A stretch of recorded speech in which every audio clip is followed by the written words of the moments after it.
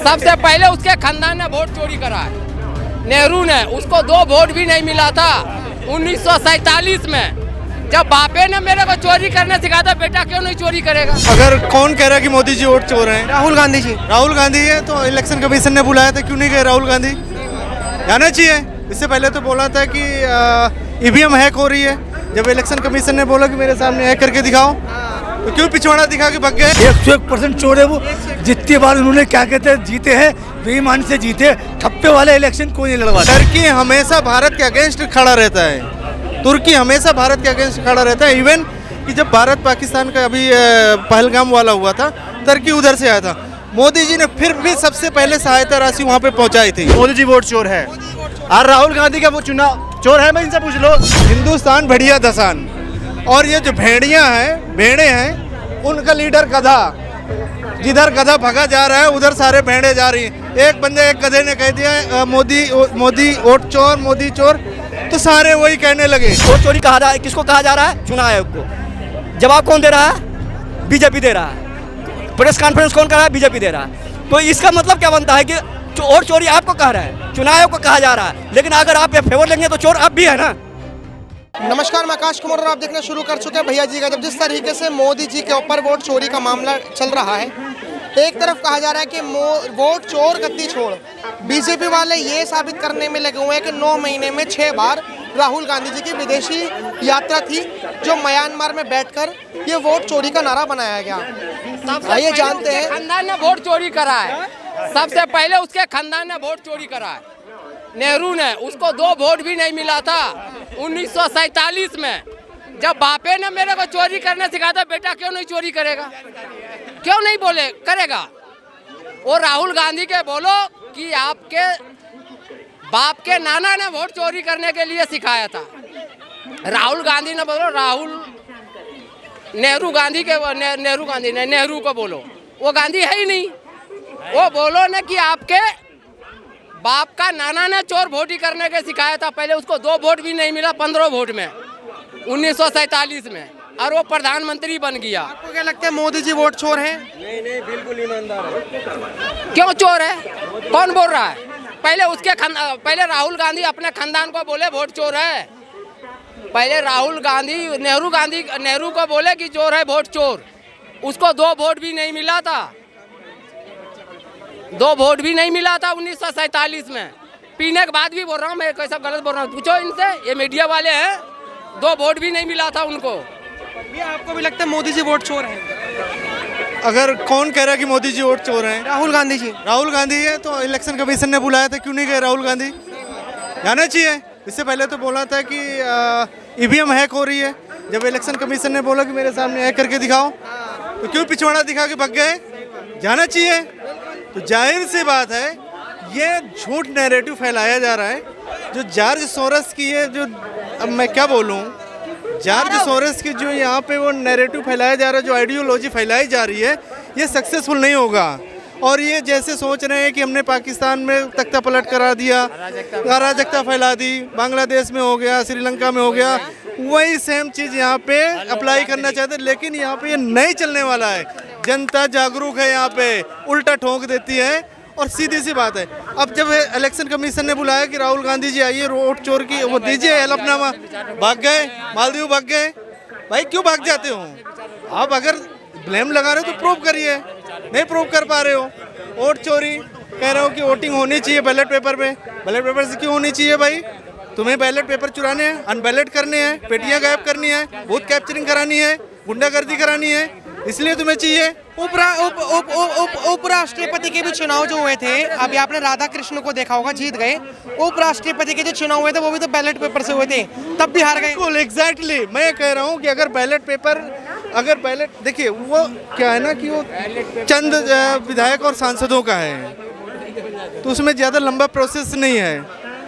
और ये ईवीएम वगैरह इतनी जनसंख्या है, अगर बैलेट पेपर से हम कराने लगेंगे तो 10 दिन तो काउंटिंग होती रहती है, फिर उसमें गड़बड़बाजी भी हो जाती है, बहुत सारी चीज़ें होती हैं।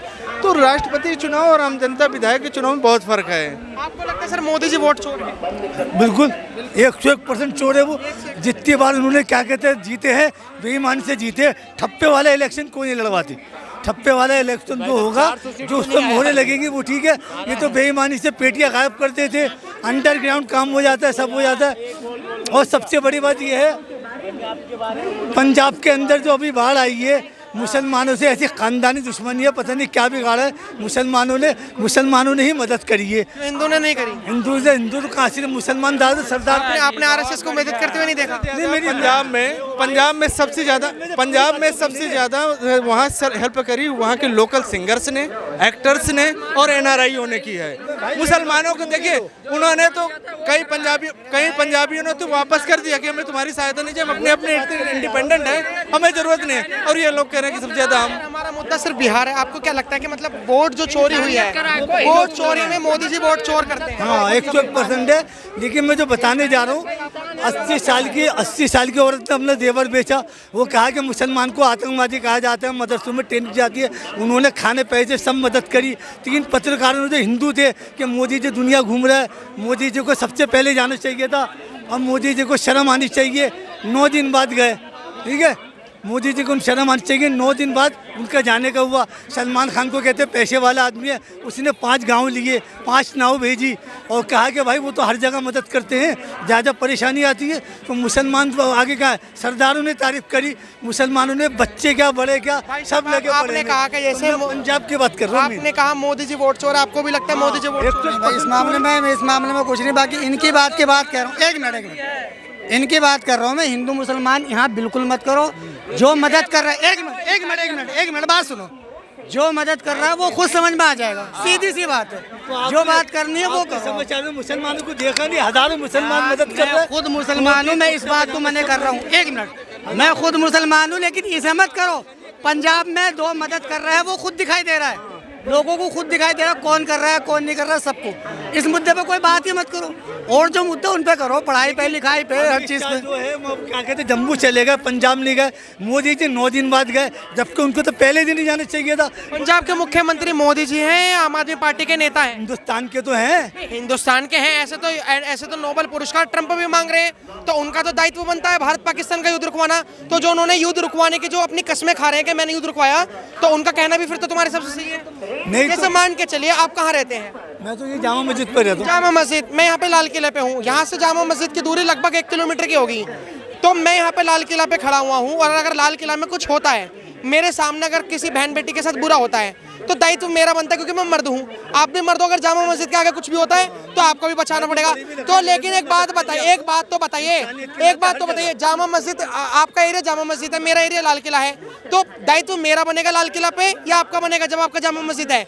इसी तरीके से भगवंत मान ने वोट मांगा पंजाब में कि मैं किसानों की तकलीफें समझता हूँ, मेरे पास ऐसा केमिकल है अरविंद केजरीवाल के पास कि वो खाद में डालेंगे, वो उसमें जले हुए पे डालेंगे पराली पे, तो खाद बन जाएगी।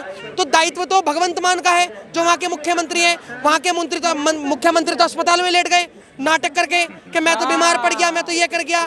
तो अगर मोदी जी 9 दिन बाद के 90 दिन बाद भी जा रहे हैं, 9 महीने बाद भी जा रहे हैं, तो आपको क्या लगता है कि पहले वहाँ का दायित्व उस पर ज्यादा है जो मुख्यमंत्री बना हुआ है, या उस पर दायित्व ज्यादा है जो प्रधानमंत्री बना हुआ है? आप अपनी जगह सही है, मैं अपनी जगह सही हूँ। आप अपनी जगह सही नहीं है ना? सुन लीजिए, अगर मान के चलिए बिहार में, पंजाब में, कश्मीर में, जम्मू में, कन्याकुमारी में, कहीं पे भी कुछ होगा तो प्रधानमंत्री जी का तो दायित्व है ही है। लेकिन जिसमें प्रधानमंत्री से भी सबसे बड़ा दायित्व जिसको अपने क्षेत्र का है, क्या उसको अपने पल्ला झाड़ लेना चाहिए? इस बारे में 50-50 बात करूँगा, पड़ेगी 50-50 कहूँगा मैं। अच्छा, ये जो अभी हमारी बातों पे एक भी हिंदू मुसलमान नहीं था, लेकिन आपने ऐसी बातें बोली कि हमारी ऑडियंस जो है वो कहेगी कि यार तुमने क्यों हिंदू मुस्लिम कर दिया। सुनो मेरी बात, उत्तराखंड में, उत्तरकाशी में क्लाउड ब्लास्ट हुआ, बादल फटे, इतनी बाढ़ आई, क्यों वहाँ पर मुसलमानों ने मदद नहीं करी? मेरे को इस बात का जवाब दीजिए। ठीक है, बिहार में बाढ़ आई, हिमाचल प्रदेश में आई, इतनी जगह। सुनिए, जो मदद करने वाला होता है ना, वो किसी धर्म से नहीं होता, उसकी इंसानियत होती है। ठीक है, आरएसएस भी मदद करता है, मुसलमान भी मदद करते हैं, खालसा भी मदद करता है, जो वहाँ की एजेंसी है। तो दुश्मन है मुसलमान तो। देखिए, मैं बता दूं, अभी 2 साल पहले टर्की में भयंकर भूकंप आया था, और टर्की हमेशा भारत के अगेंस्ट खड़ा रहता है। तुर्की हमेशा भारत के अगेंस्ट खड़ा रहता है। इवन कि जब भारत पाकिस्तान का अभी पहलगाम वाला हुआ था, तुर्की उधर से आया था। मोदी जी ने फिर भी सबसे पहले सहायता राशि वहाँ पे पहुँचाई थी।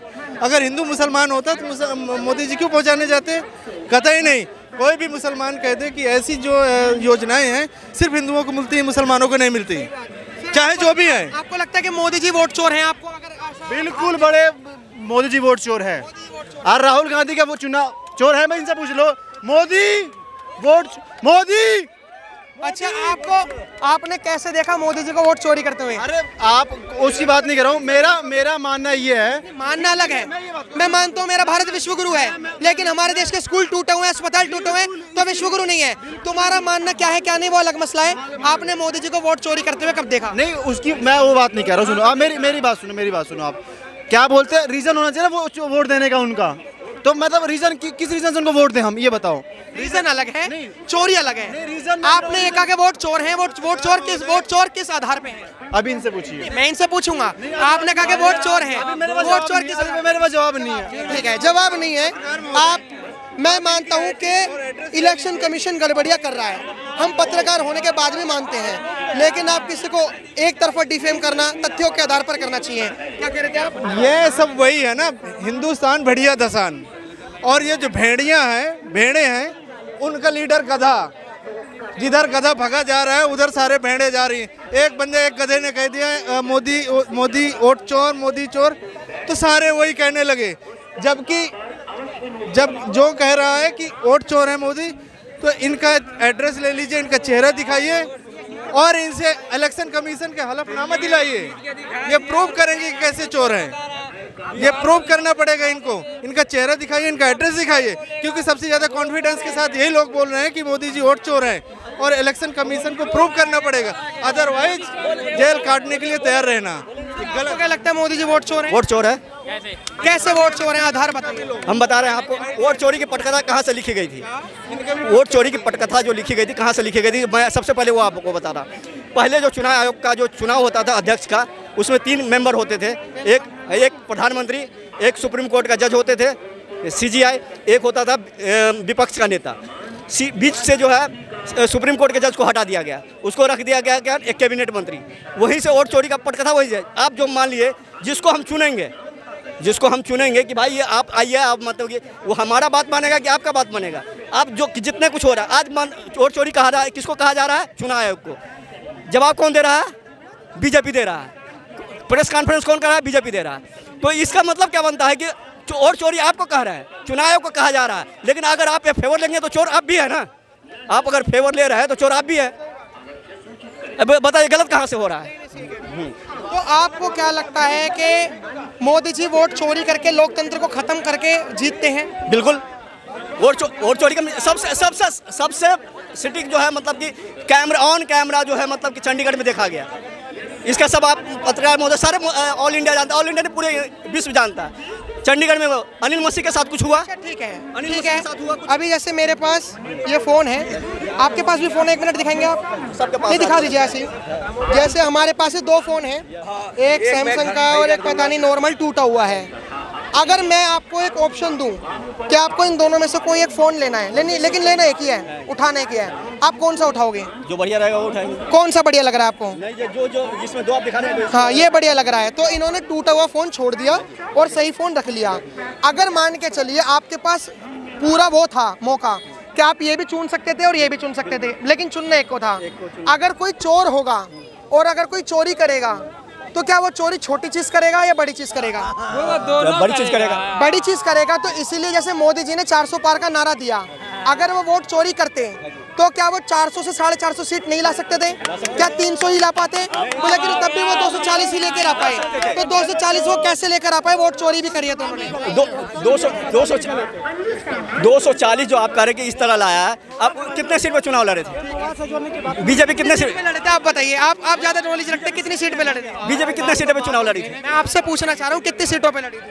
मैं बोला 370 सीटें पे लड़ी थी। आपके कहने से 370 हो गए।